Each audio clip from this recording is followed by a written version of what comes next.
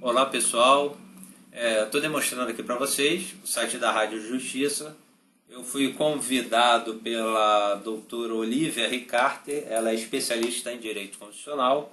A minha participação foi sobre o PL 580 de 2015, que obriga o presidiário, ser humano, preso, encarcerado, a trabalhar. Quer dizer, está aqui a justificativa do projeto. Demarquei aqui, tá? Vou deixar o link para vocês. É inconstitucional, porque a nossa Constituição proíbe o trabalho forçado. E o trabalho forçado é justamente fazer com que a pessoa trabalhe.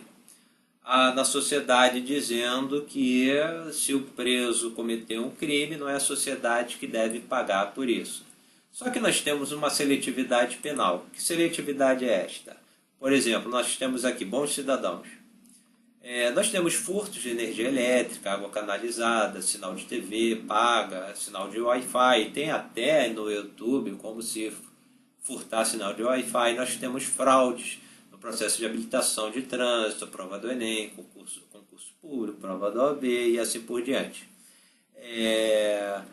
A seletividade penal é justamente isto. Por exemplo, está uma família, essa família tem um filho, o filho concluiu os estudos, é o bacharel em Direito, vai prestar prova para o exame da ordem. Só que a família conhece alguém ali, paga 20 mil reais para dar um jeitinho para esse filho ser aprovado. Há casos de fraude no exame da ordem, isso é notório, é só vocês pesquisarem na internet. Ok, a polícia, através de uma investigação conjunta, descobre aí. Esse rapaz, vamos chamar de João, ele é descoberto, a polícia tem o conhecimento do fato, é um crime, ou até a questão de falsificação de diploma universitário também é outro crime. E ele é processado e é condenado e depois encarcerado. Antes disso, pelo processo, a família desse rapaz vai dizer o seguinte: olha, meu filho trabalha, meu filho é um estudioso, ele tem um futuro brilhante, e vocês vão querer encarcerar meu filho porque ele cometeu isto só porque fraudou o exame da OAB. Quer dizer, recai nesta pessoa, neste rapaz, uma diminuição do que ele fez. E a seletividade penal. Agora, se pegarmos, por exemplo, aqui, relatório do Ministério da Justiça e Cidadania sobre população carcerária. A maioria são jovens, negros e de baixa escolaridade. Estou rolando aqui, vou deixar também um link para você. A maioria é negra, baixa escolaridade, população carcerária. Vamos admitir que fosse aplicado o direito penal máximo. Direito penal máximo. Aquela pessoa que está furto de energia elétrica. Isto está acontecendo, por exemplo, carnaval, que acontece muito. Ficam vários camelôs, fazem o gato. E existe um policiamento ostensivo. Imagine aí crescendo a população carcerária. Aquela pessoa que sinal de Wi-Fi. E a concessionária de telecomunicações descobre essa pessoa é encarcerária. Estou falando de direito penal máximo. Há aquela pessoa que frauda o processo de habilitação de trânsito terrestre para obter a carteira nacional de habilitação, é encarcerária. Então, aplicando o direito penal máximo, não vai ter seletividade penal, porque não importa se é negro, se é branco, vai ser encarcerado. Só que, pela nossa cultura, entre o que é crime, o que não é crime, o que configura prejuízo para a sociedade e não é prejuízo, o que é prejuízo para o Brasil, a sociedade, ela entende que crime é aquela pessoa que furta um celular, rouba um celular, pega uma arma de fogo, mata. Só que dentro dessa seletividade penal, a sociedade não considera o quê? Uma pessoa que está dirigindo alcoolizada, uma pessoa alcoolizada pega, dirige e acaba cometendo um acidente. Há períodos no Brasil em que acidente de trânsito supera aí morte por arma de fogo. Então, essa seletividade penal cria-se uma cifra negra, onde há pessoas e características que são criminosas. Retornando para cá, a BBC divulgou uma matéria, polêmica experiência das prisões nos Estados Unidos, que ocorre pela estada dos prisioneiros. David, ele está devendo R$21 mil. Pela seletividade penal, tem um livro, já até publiquei um artigo comentando um pouco do livro, que é O Espírito da Igualdade, Espírito Level, já tem tradução. E é interessante que esses dois escritores e pesquisadores, Richard e Kate, o livro trata o seguinte: desigualdades sociais, os problemas que geram para a sociedade. Só que a desigualdade social não é só uma questão de diferença econômica, não. Logo no início do livro, eles tratam sobre o complexo de inferioridade. Alfred Adler, ex-discípulo de Freud, ele criou a teoria da personalidade e o complexo de inferioridade. Resumidamente, uma criança com necessidade especial vê outra criança que não tem necessidade especial, ela se sente inferior. Principalmente dependendo como a sociedade vai tratar uma criança com necessidade especial. Como é que os pais vão tratar esta criança com necessidade especial?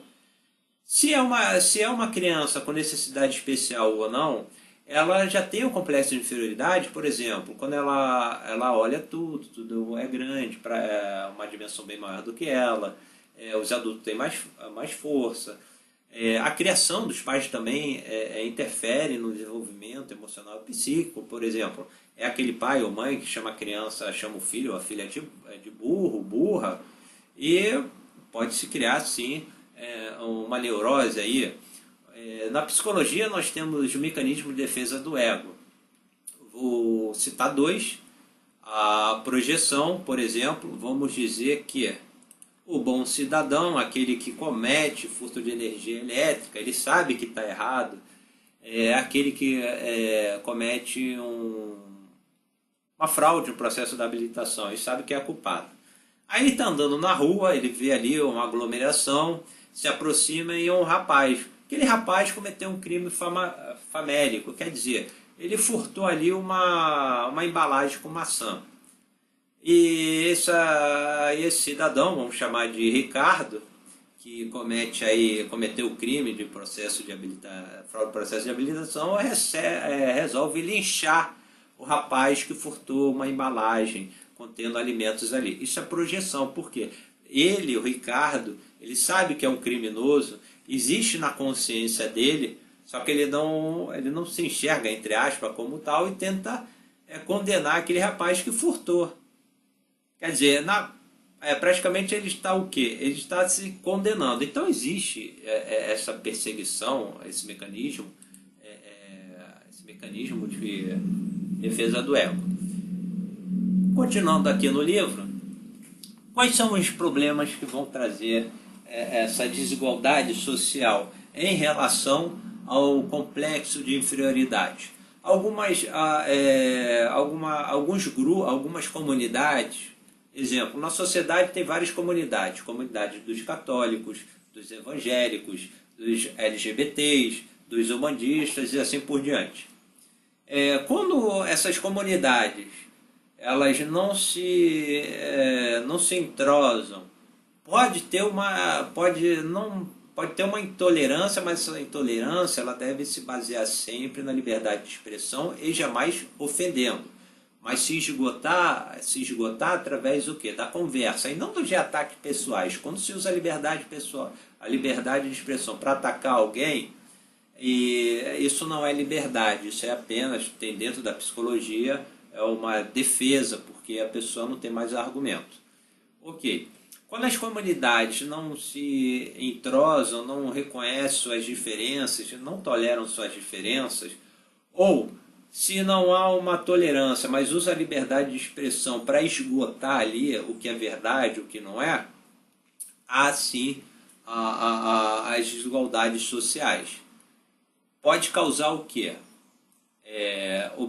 Obesidade mórbida, consumo exagerado, considerável de ansiolítico, outras drogas, gravidez precoce e assim por diante. E nos estudos de Kate e Richard, os Estados Unidos está no topo. Vale a pena vocês pesquisarem sobre o espírito da igualdade. Os Estados Unidos está no topo. No livro também fala o quê? Que negros e hispânicos, eles são encarcerados. Quer dizer, o regime fechado nos Estados Unidos recai sobre negros e hispânicos. Enquanto quem não é negro e quem não é hispânico recebe o quê? Uma condenação tipo regime aberto ou semiaberto. Aí entra a questão o quê? Entra a questão das discriminações. E sabemos que nos Estados Unidos, até o exemplo 1940, os negros eram enforcados. A eugenia começou nos Estados Unidos no início do século XX. A eugenia também foi aplicada nos anos de 1970. Mulheres negras e hispânicas eram esterilizadas à força pelo Estado. Então veja bem, democracia nos Estados Unidos. Ok, democracia. Democracia nos Estados Unidos. Mas será que pode existir ditadura democracia? Sim, é possível. O que é ditadura? Estou aqui, abri um programa do dicionário Aurélio, eletrônico, século XXI. Definição de ditadura: forma de governo em que todos os poderes se enfeixam nas mãos de um indivíduo, de um grupo, de uma assembleia, de um partido ou de uma classe. 2. Qualquer regime de governo que cerceie ou suprime as liberdades individuais. Então vejam bem, até 1940 os negros eram enforcados. Ok, por quê? Porque existia uma forma de governo. Essa forma de governo, os poderes eram centralizados na mão de um grupo, supremacia branca, onde suprimia a liberdade individual do negro. Quer dizer, negro não tinha direito civil e político. E não tinha também o quê? Direitos culturais, sociais e econômicos. Tá. É possível também o exemplo da mulher.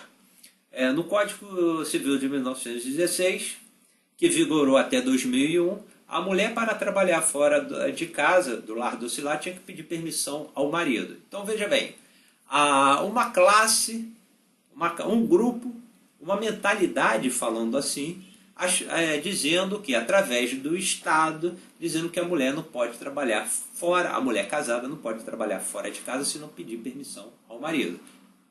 Há uma supressão da liberdade individual da mulher? Sim. O direito o quê? O direito civil, o direito de ir e vir. Então, não é uma ditadura de um grupo, no caso, vamos chamar assim machista, sobre a mulher? Sim.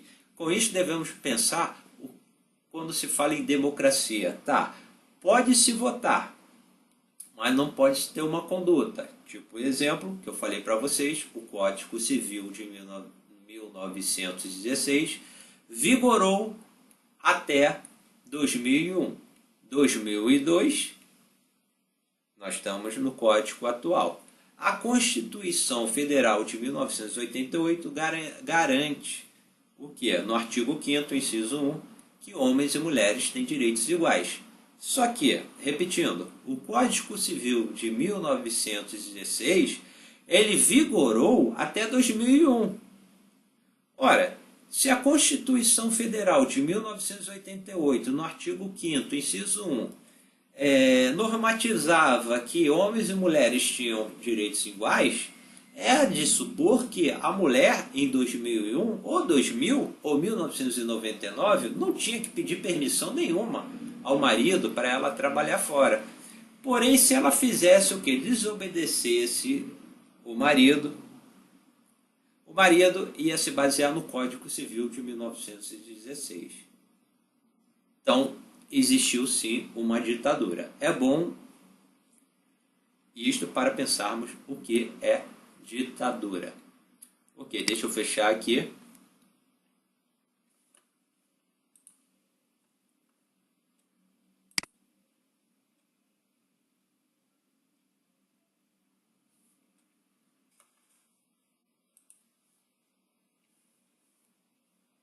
Brasil é signatário da Convenção das Nações Unidas contra a Corrupção, que data de 2003. Então, se o Brasil é signatário, aí vamos pensar o seguinte: Lava Jato também é fruto disso. Porque o Brasil assumiu uma responsabilidade. Crime de colarinho branco, essa parceria entre políticos e empresários. Tem um ditado antigo que é assim: roubou, mas fez. Quer dizer, aquele político roubou, mas fez alguma coisa pela sociedade e era perdoado. Só que essa mentalidade, ela está mudando, ainda bem, que prospere aí. Então vamos dizer que a seletividade penal está lá, o agente político, aquele que ocupa um cargo eletivo, comete e não é pego. Aí ele quer o quê? Ele quer, não estou falando no caso do senador aqui, tá? Ele quer que o preso, aquele que foi flagrado, pague as despesas, mas pelas desigualdades sociais que nós temos, principalmente da massa carcerária, que não tem nem o que comer, vai pagar o quê? Então eu vejo isso como uma vingança social. Uma vingança.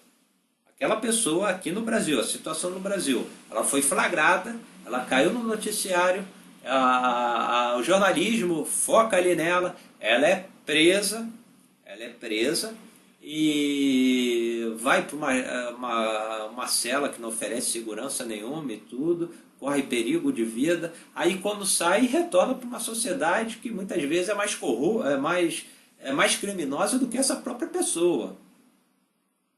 Nós temos que pensar sobre isso. Então, eu gostaria que vocês ouvissem aqui essa questão da seletividade penal, da execução. Eu vou fazer o seguinte, eu já vou disponibilizar. Se vocês quiserem ouvir minha participação, é só clicar aqui. Eu baixei, eu cliquei aqui, abre uma barra e é possível baixar o áudio. Eu baixei e vou passar para vocês. Antes disso, gente, aqui a professora Maria Silvia Zanella de Pietro, que é uma grande doutrinadora em direito administrativo, está aqui, ó. Não é preciso penetrar na intenção do agente, porque o próprio objeto resulta da imoralidade. Isto ocorre quando o conteúdo de determinado ato contraria ao senso comum de honestidade, retidão, equilíbrio, justiça, respeito à dignidade do ser humano, a boa-fé, ao trabalho, à ética das instituições. Moralidade exige proporcionalidade entre os meios e os fins a atingir, entre os sacrifícios impostos à maioria dos cidadãos. Por isso mesmo, a imoralidade salta aos olhos quando a administração pública é pródiga em despesas legais, porém inúteis, como propaganda ou mordomia, quando a população precisa de assistência médica, alimentação, moradia e segurança, educação, isso sem falar o mínimo indispensável à existência digna. Vamos pensar sobre o projeto de lei número 580 de 2015, vamos pensar sobre a imoralidade administrativa, onde eu recomendo vocês visitarem. Vou disponibilizar também o link, Suécia, Políticos Sem Mordomia.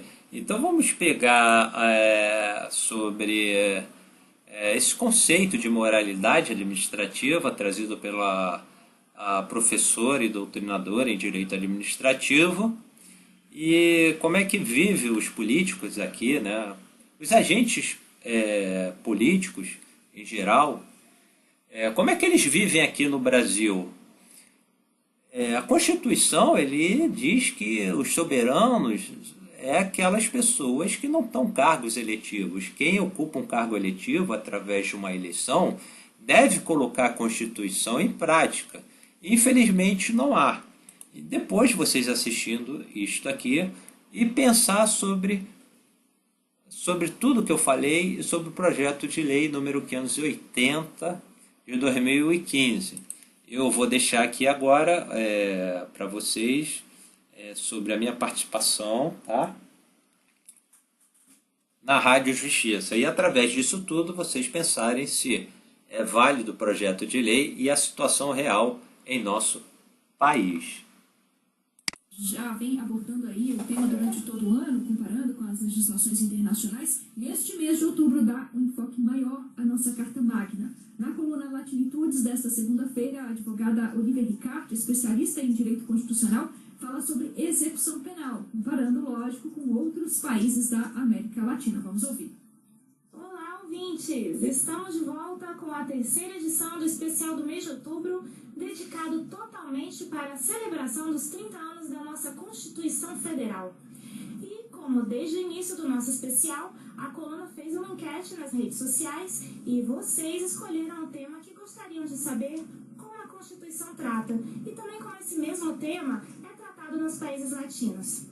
A gente já falou sobre os pilares de atuação da Organização dos Estados Americanos e como esses pilares se relacionam com os princípios constitucionais, e a gente também falou sobre o Estado laico nas duas últimas segundas-feiras. E dessa vez, o tema escolhido por vocês para essa semana é, digamos, um tanto quanto delicado, porque ele mexe na ferida do, entre aspas, sistema, já que muitos se referem à engrenagem de execução penal e à engrenagem do sistema prisional dessa forma, como se fosse uma personificação em si. E não seria exagero destacar que, para a maioria, esse sistema, entre aspas, seria a personificação, inclusive, do caos, já que no ranking dos 10 países com maior massa populacional carcerária estão presentes o Brasil, no terceiro lugar, e essa lista ainda conta com a presença do México, e na Seara das Américas tem como campeão os Estados Unidos, que detém 25% da população carcerária global. No Brasil, faltam vagas nos presídios quase todos superlotados, com uma taxa de ocupação de 197%, sendo uma média de 40% de presos provisórios, ou seja, sem julgamento definitivo. Além disso, falta efetivo, com a violação em quase todos os estados do país, onde o percentual de um agente de custódia para cada 5 presos determinado pelo Conselho Nacional de Política Criminal e Penitenciária pode chegar a uma disparidade de 35-1, como no estado do Pernambuco. Ainda falta estrutura, com atualmente 84 obras que receberam recursos ou estão em fase de licitação, sendo que 39% dessas obras estão paralisadas, de acordo com o levantamento feito em 2017 do Ministério da Justiça. Por outro lado, sobra corrupção, sobra aparelhamento do crime organizado dentro e fora das unidades prisionais. Mas todos esses pontos são bastante complexos e demandariam por si só um outro especial com vários capítulos.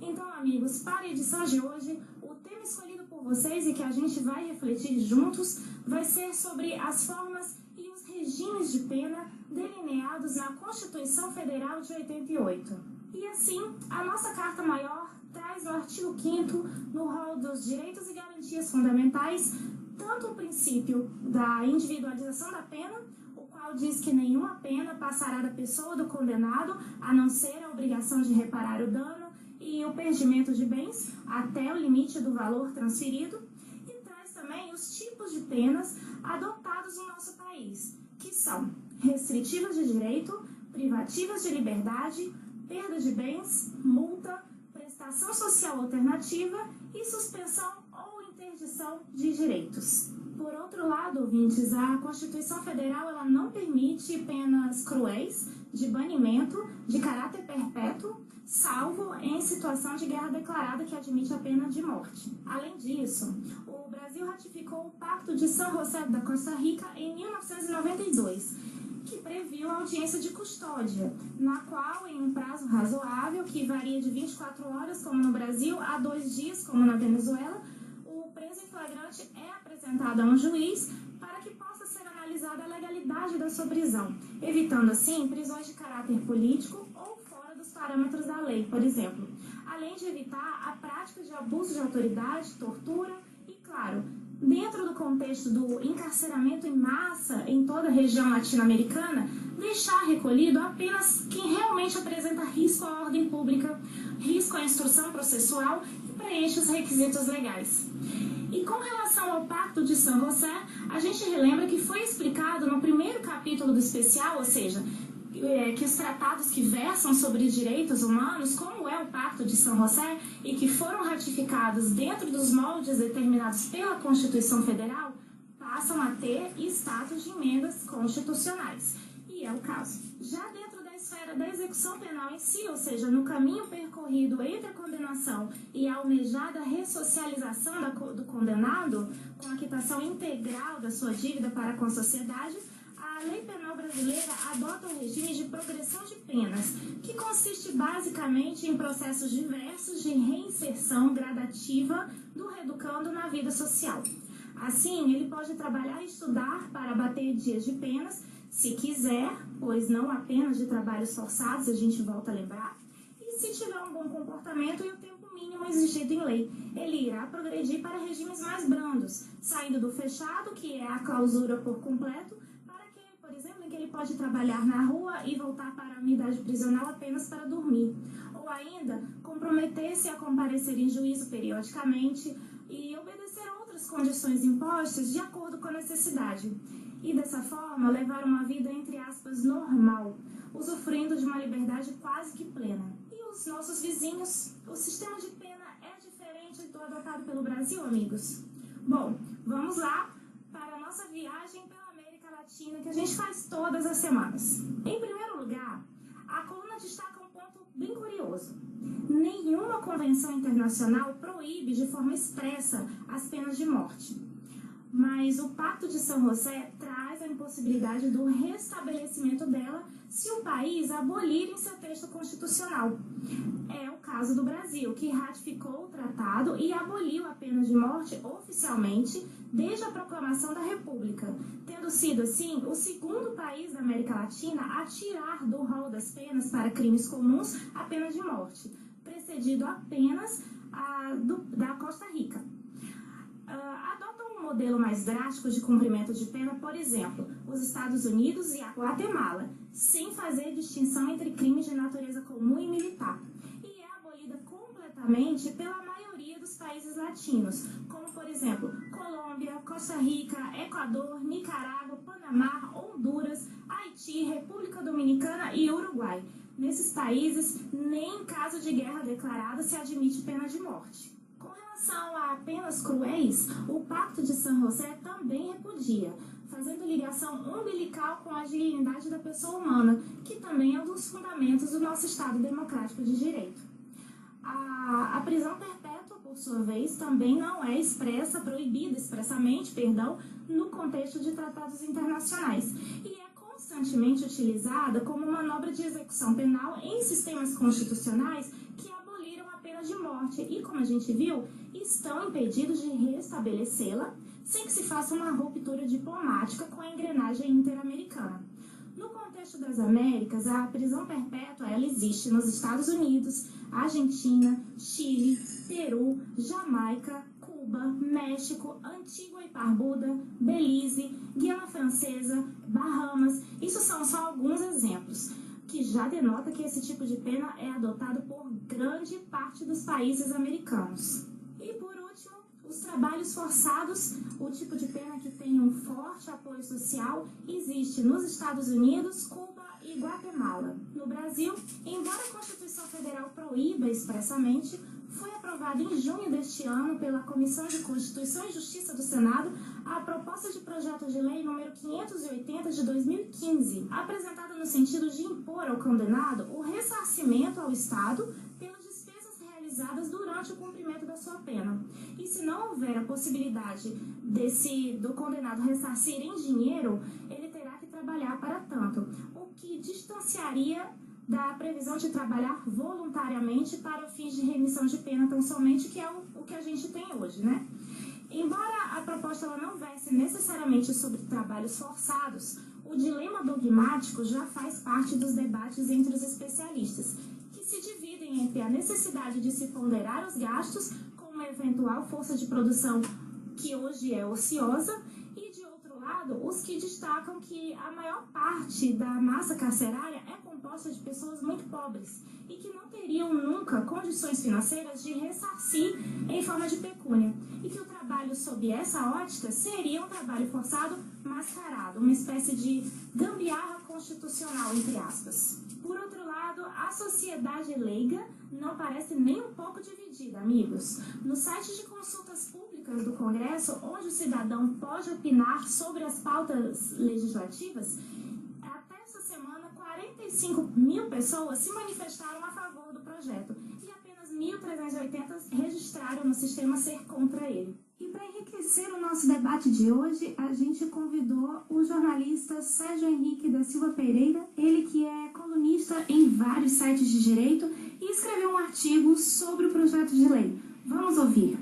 Obrigado à Rádio Justiça pelo convite, agradeço pela oportunidade de minha participação sobre o tema proposto, que é o trabalho obrigatório para o apenado. Agradeço aos ouvintes também pela participação e pelo tempo. O tempo é escasso, mas é importante sempre a participação para a melhoria da democracia brasileira. O projeto de lei número 580 de 2015, de Valdemir Moca, obrigando os presos a trabalharem para custear as próprias despesas, é inconstitucional porque a norma contida no artigo 5º, inciso 47, a linha C, veda a imposição de pena de trabalhos forçados. Trabalho forçado é quando o Estado obriga, retira a autopossessão e a autonomia da vontade do apenado. E sabemos que, pela história da humanidade, o Estado sempre obrigou, retirou os direitos naturais dos súditos. O Estado pode, sim, fazer com que o apenado trabalhe através de remuneração,